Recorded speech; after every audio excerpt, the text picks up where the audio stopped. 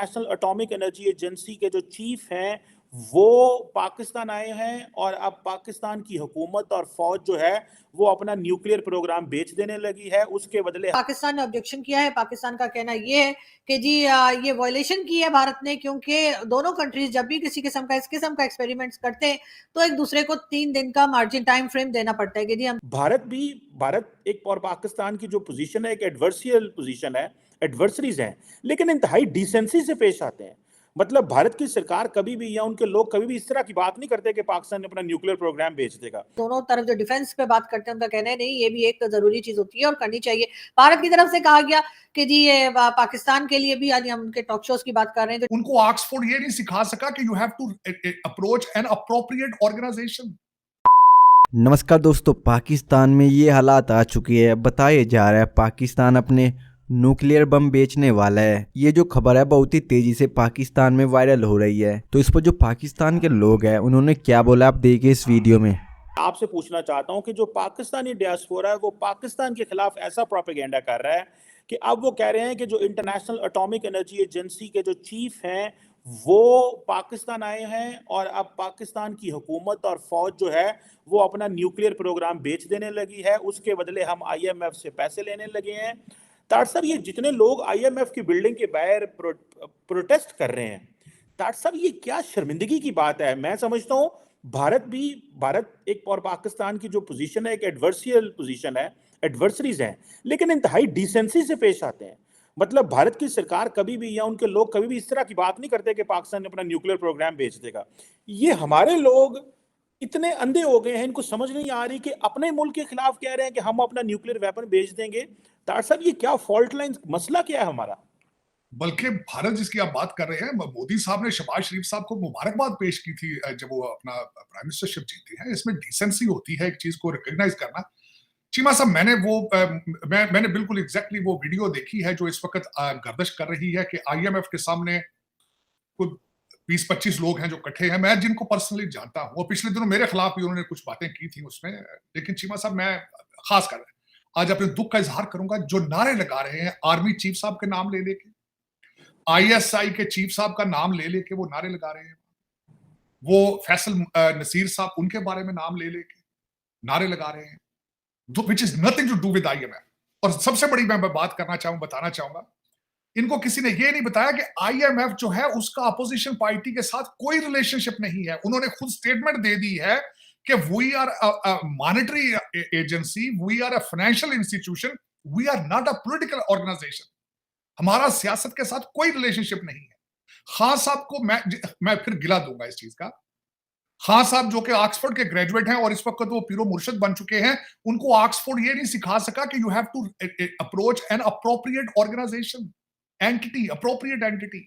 मैंने शायद कल ही ये कहा था कि आप रिपब्लिकन पार्टी को लेटर लिखते हैं क्योंकि वो पॉलिटिकल पार्टी है। आप डेमोक्रेट पार्टी को लिखें कि आप हमारी मत, यार आईएमएफ को जाके कहना और फिर उसके सामने खड़े होके आप आर्मी चीफ का नाम ले लेके गालियां निकाल रहे हैं।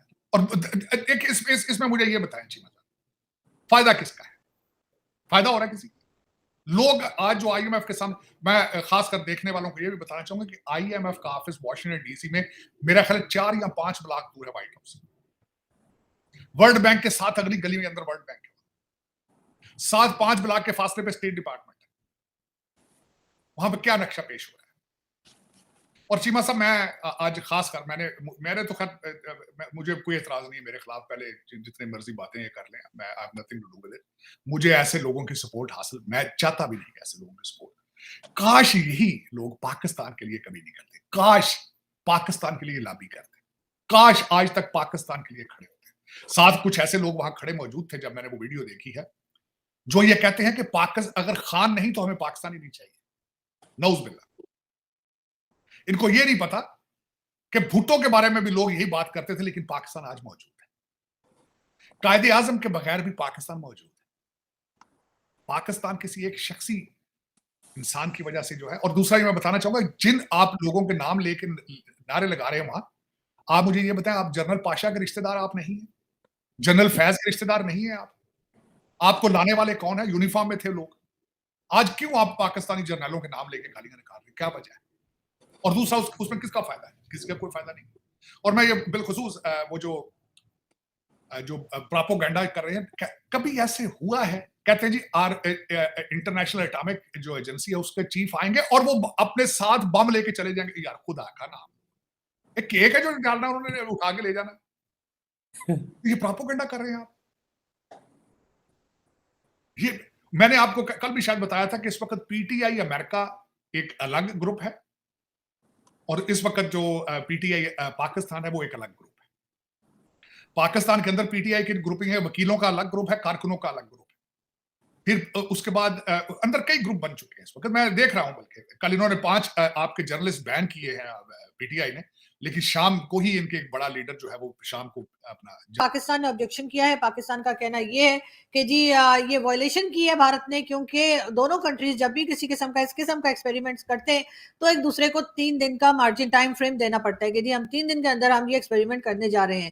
और ये एक कॉन्ट्रैक्ट के तहत दोनों कंट्रीज इसकी पाबंद है कि चाहे वो पाकिस्तान एक्सपेरिमेंट करे या भारत करे, दोनों को एक दूसरे को इन्फॉर्म करना होता है। लेकिन इस बार कहा यह जा रहा है पाकिस्तान की तरफ से कि भारत ने 3 दिन का जो टाइम फ्रेम दिया जाता है वो नहीं दिया, उसके बजाय उन्होंने शायद 2 दिन का सिर्फ मार्जिन देकर और वो एक्सपेरिमेंट कर लिया है। और इसके ऊपर पाकिस्तान की जो फॉरेन ऑफिस है, पाकिस्तान की जो अथॉरिटीज, उनका कहना यह है कि जी ये वायलेशन की गई है भारत की तरफ से। अब भारत की तरफ से कोई जवाब फिलहाल नहीं आया और हमारे यहाँ से भी स्टेटमेंट देने के बाद बैठ गए हैं। लेकिन अगर ये कोई कॉन्ट्रैक्ट है और इस तरह की कोई एक दूसरे के साथ एग्रीमेंट किया गया है तो यकीनन उसको फॉलो भी करना चाहिए, चाहे वो भारत हो सॉरी चाहे पाकिस्तान हो। दोनों को एक दूसरे की ख्याल करके और एक्सपेरिमेंट करने से पहले जितना टाइम फ्रेम का कहा गया है वो टाइम फ्रेम रखकर एक दूसरे को इन्फॉर्म जरूर करना चाहिए। वैसे तो मुझे समझ नहीं आती है कि पता नहीं क्या मिसाइल्स आप लोग सब बनाते रहते हैं, पाकिस्तान भी और भारत भी एक्सपेरिमेंट करता रहता है। लेकिन खैर वो सिक्योरिटी को लेके बहुत से लोगों का कहना है कि जी ये जरूरी होते हैं, वरना मेरा तो ख्याल है कि वो पैसा जो है वो पब्लिक पे लगा देना चाहिए। आखिर कितने मिसाइल्स और कितनी हम लोगों ने बॉम्ब्स बनाने हैं कि हमने करना क्या है। लेकिन बहरहाल बहुत से जो हमारे सिक्योरिटी एक्सपर्ट्स हैं या दोनों कंट्रीज के सिक्योरिटी एक्सपर्ट्स हैं या दोनों तरफ जो डिफेंस पे बात करते हैं, उनका कहना है नहीं ये भी एक जरूरी चीज होती है और करनी चाहिए। भारत की तरफ से कहा गया कि जी ये पाकिस्तान के लिए भी, आज हम उनके टॉक शोज की बात कर रहे हैं जो टीवी पर आते हैं, उनमें ये भी कहा गया कि जी ये मिसाइल जो है वो पाकिस्तान के लिए बना है, कुछ ने कहा ये मिसाइल जो है वो चाइना के लिए बना है, पाकिस्तान टेंशन ना ले। लेकिन बात सर ये कि इस तरह के एक्सपेरिमेंट्स तो खैर होते रहते हैं और टेंशन भी चलती रहती है। लेकिन बहरहाल पाकिस्तान की तरफ से एक बार फिर भारत को ये कहा गया है कि जी उन्होंने वायलेशन की है और जो टाइम फ्रेम रखा गया होता है कि उससे पहले दूसरी कंट्री को आपने इन्फॉर्म करना होता है वो नहीं किया गया।